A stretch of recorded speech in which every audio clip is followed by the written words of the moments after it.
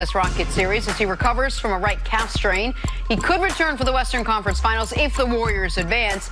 They got to win one of two against Houston to do it. Here's Steve Kerr looking on the bright side. Yeah, I think it's good news. Calf strain, he's had them before. He's responded well. And obviously we're disappointed he won't be able to play, in this series.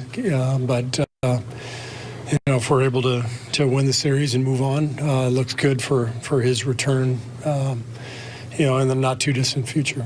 It's the playoffs. It's the ultimate test. And we're in a great spot. We're up 3-2, and we got championship rings on our fingers, and a lot of experience and a lot of confidence that comes from that. So let's go out there and let it rip.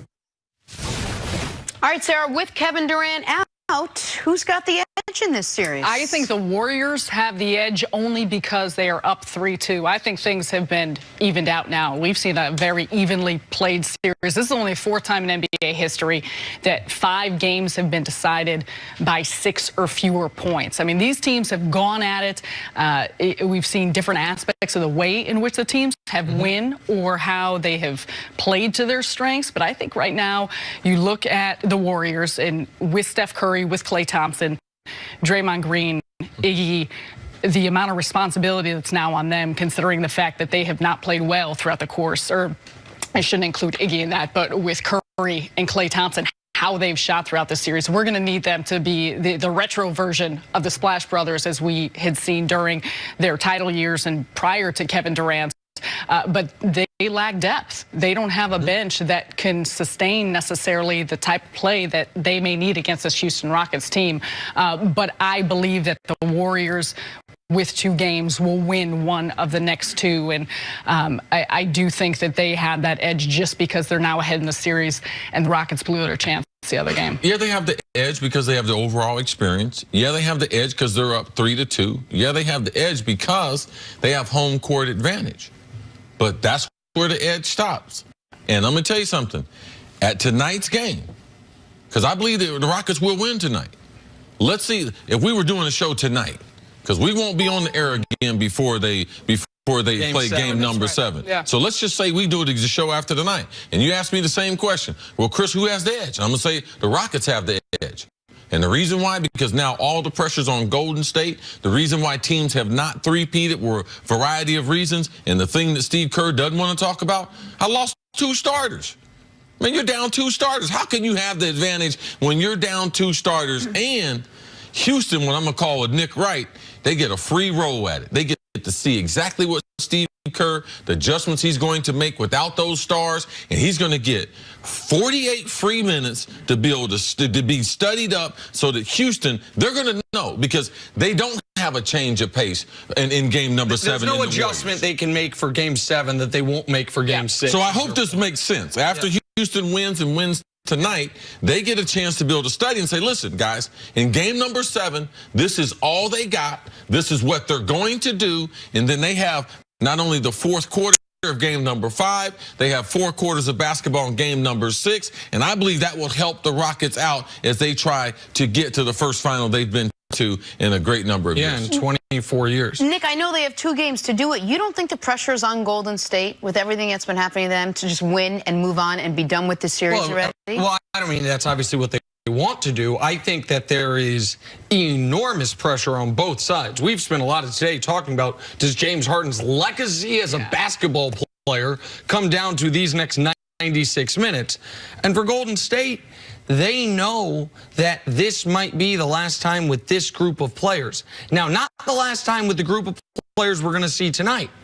Those guys going to be back, assuming they don't do something silly with Klay. They have a special motivation in themselves. Well, that's exactly what I wanted to get to, because I want people to understand that even if Kevin Durant leaves and Boogie leaves, the Warriors have no cap space.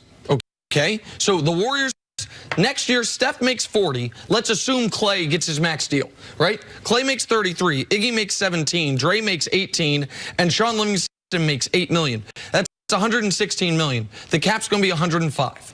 So they're over the cap with those 5 guys.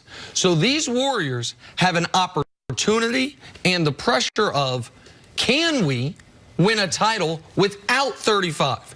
Can we be the original Splash Brothers again? Not necessarily win the title this year without Kevin Durant, because he, according to Steve Kerr, if they win this series, he'll be back before the NBA Finals. Yes. But is this core good enough? Because that core ain't changing. That's the reason Vincent Goodwill says that they might potentially make major changes this offseason is it's the only way to add depth. You get super lucky on a minimum guy, have the buyout market midseason, things like that. But they don't even have the money to bring back Andrew Bogut next year if he wants more than the minimum. This is their team moving forward. Even if Kevin Durant leaves, people think, oh, Kevin Durant leaves, it opens up cap space. No, it doesn't, because they're already over the cap. So that is what is, to me, one of the most fascinating things is those same 5 guys who've been there from the beginning of the thing, they can't rely on McKinney. They can't rely on Looney. That Bogut hadn't even played in this series. Quinn Cook, no. It's those 5 guys. What can you do? And Jenna, think about how often throughout the course of the offseason and early on the season, you asked us who's the most important player on the Warriors. That was always a question that was brought up. And more often than not, I'll speak for myself, I would still say Steph Curry.